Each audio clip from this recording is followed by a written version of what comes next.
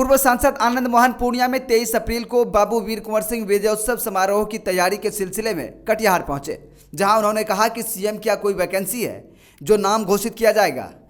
इसलिए तो क्या वैकेंसी है क्या? सीएम की कोई वैकेंसी है?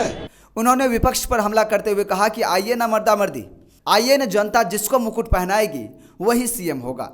महागठबंधन भी सीएम को लेकर के जो है बैठक कर रहा है। राहुल आ रहे हैं, खड़गे आ रहे हैं, कन्हैया आ रहे हैं जो है, लेकिन बिहार में आपका भी बयान आया कि सीएम की कोई वैकेंसी नहीं है। आखिर फिर इस तरह की पॉलिटिकल क्या सीएम सही तो क्या सीएम की वैकेंसी है कि सीएम पद के लिए नाम घोषित किया जाएगा? आइए चुनाव में मर्दा मर्दी, आइए जिसको जनता मुकुट पहना देगी सीएम वो होगा। यह किसने बताया कि राहुल गांधी और तेजस्वी यादव या लालू यादव या खड़गे साहब बैठकर सीएम तय कर देंगे? सीएम बिहार की जनता तय करती है, वही करेगी।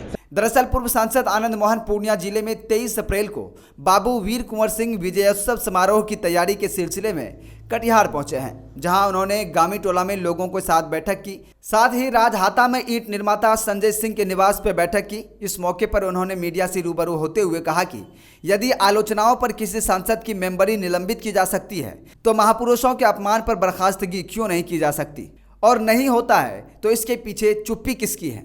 निश्चित तौर पर स्पीकर कसूरवार होंगे, लोग सवाल करेंगे सभापति पर, उनके सामने लोग गालियां देते हैं और निकल जाते हैं। नहीं, हम ये कह रहे हैं अगर नहीं, अगर संविधान इसकी इजाज़त नहीं देता है, अगर आलोचना और असंसदीय भाषा के उपयोग पर किसी सांसद की मेंबरी निलंबित की जा सकती है तो महापुरुषों को के अपमान पर बर्खास्तगी क्यों नहीं होगी? अगर नहीं होता है तो इसके पीछे कौन, किसका मौन है, किसकी चुप्पी है?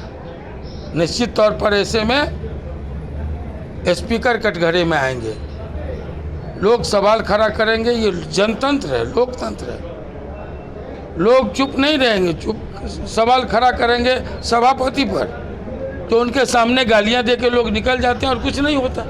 पूर्व सांसद आनंद मोहन ने कहा कि मुख्यमंत्री नीतीश कुमार जी ने एक बीमारू प्रदेश को, जहां लॉ एंड ऑर्डर नहीं था, बिजली की रोशनी में हम लोग बात नहीं कर सकते थे, सड़कें टूटी हुई थी, कानून व्यवस्था चौपट थी, उस दौर से बिहार निकला है। उस दौर में बिहार अब वापस नहीं लौटना चाहता। नीतीश जी ने एक बीमारू प्रदेश को,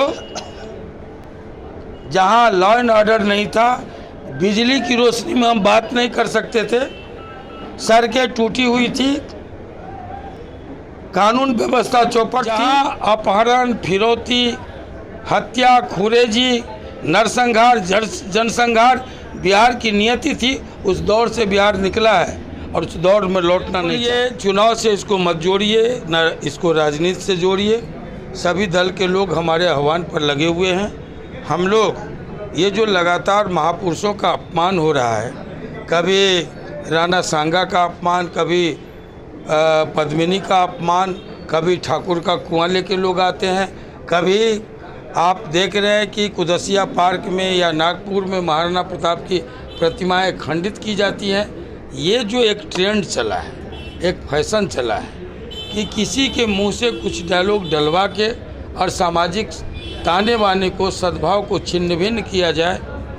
आज समय का तकाजा है इस पर सख्त कानून बने, क्योंकि संविधान इसकी इजाज़त नहीं देता है। हमारा संविधान कहता है मनसा वाचा कर्मणा, अपने आचरण से हम किसी वर्ग को, किसी समुदाय को, किसी महापुरुष का अपमान नहीं कर सकते, किसी को आहत नहीं कर सकते, ठेस नहीं पहुंचा सकते।